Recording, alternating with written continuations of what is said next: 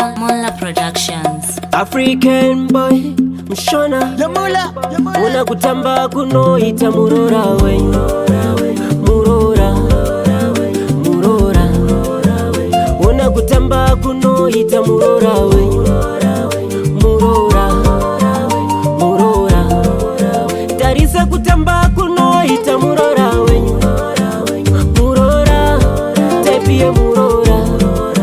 tarisa kutamba kuno ita murora we murora tepie murora ona kutamba kuno ita murora we ngoma yenyu karizai moita umuchika ndandai chakachi chakachi achifata mai tomuda murora akadai ane mamina zitika zamai chakachi chakachi achifata mai murora tepie murora tarisa kutamba kuno ita murora we murora tepie murora asimu indiano huyu asimu koreano huyu mushona huyu umalicha anotaura chirungu shona yacho anorunga achiratidza uno